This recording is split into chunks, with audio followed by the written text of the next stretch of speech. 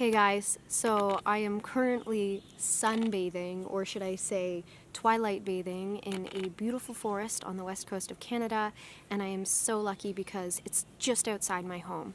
You know, I actually just moved from Toronto. I moved from the city, so to be this close to such a beautiful environment, I really truly am lucky. Most of the people on the planet live in urban centers. They don't have this opportunity to interact with, nature in their own backyard quite like other people in wilder places in the planet do.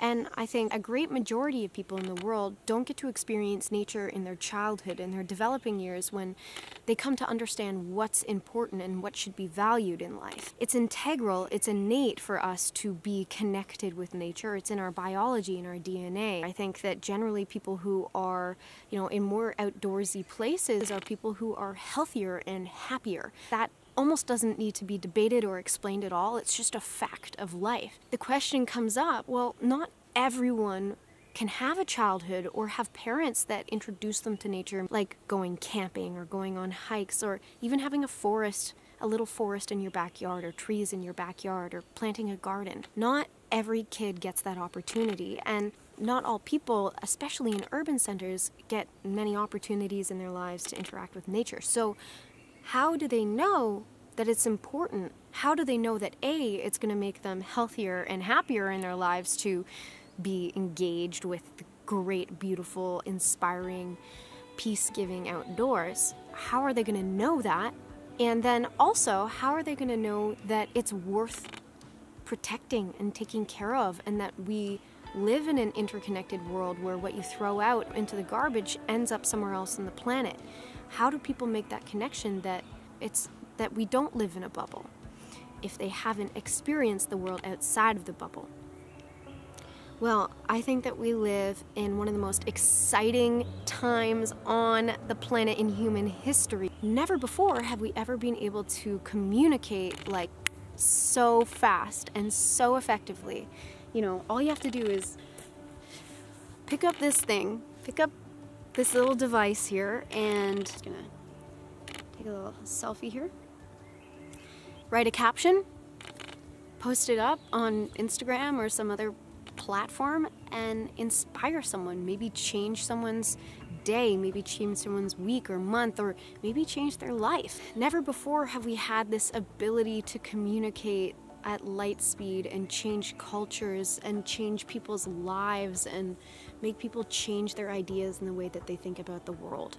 And I think especially for us younger generations, like millennials and the gen after that, we forget how new social media is. I mean, it came around in 2010 really is when it started getting bigger. Like Facebook started becoming a real thing. Like I didn't get Facebook until I was, 17. My mom didn't let me have it because she was scared of cyber attacks and stuff like that and cyberbullying.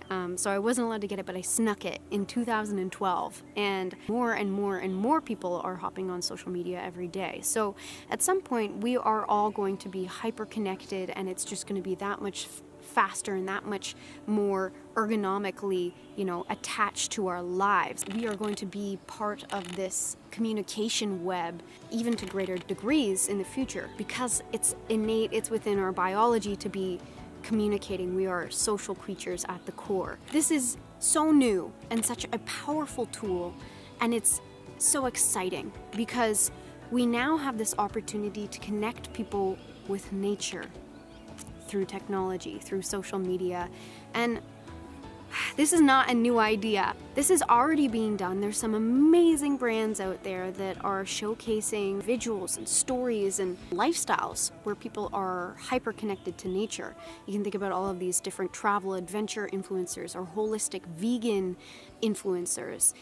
But we're just at the precipice of this becoming the norm. It's hard to imagine what it's gonna be like, but this is the mission of one species. I think that one of the most powerful ways to change the world is to change the way that we think collectively about a certain subject, about a certain idea. There's a theory about, the tipping point. in order for a major shift or a revolution to happen, there has to be a certain number of people that get on board before it becomes mainstream.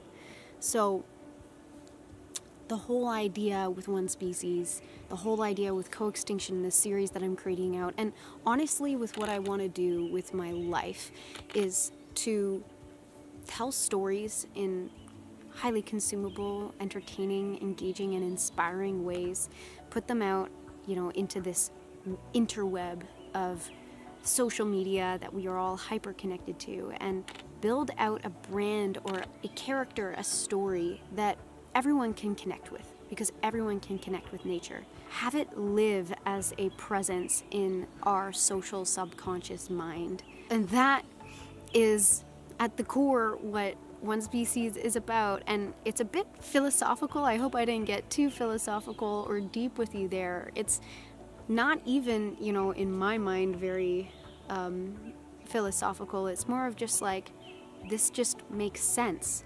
It's almost like technology for a while was taking us away from nature, and in the future we're going to be even more connected with nature through technology. It's going to further connect us back to nature, just like in Avatar. How the trees and the forests and all life just communicate like that through the roots and stuff, energy. I mean, that already kind of exists in this indescribable way, but in our digital, technological, futuristic world, that is kind of the utopia idea that I think is very possible, because it's undeniable that we need to create a sustainable future together, and that we need to be connected to the planet and to nature for our own health's sake.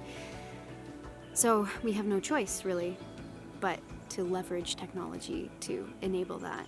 And so, yeah, I'm just excited for the future, and that's what I'm trying to build out and accelerate and catalyze with what I'm creating in my life. Yeah, well, I hope you enjoyed that little rant. It's starting to get dark, so I'm going to bike home, and my housemates are making tacos. So I'm super duper lucky, and I get to eat tacos now. Oh my gosh, I'm bitten to shit right now. It's all over my legs. Oh God. I love nature.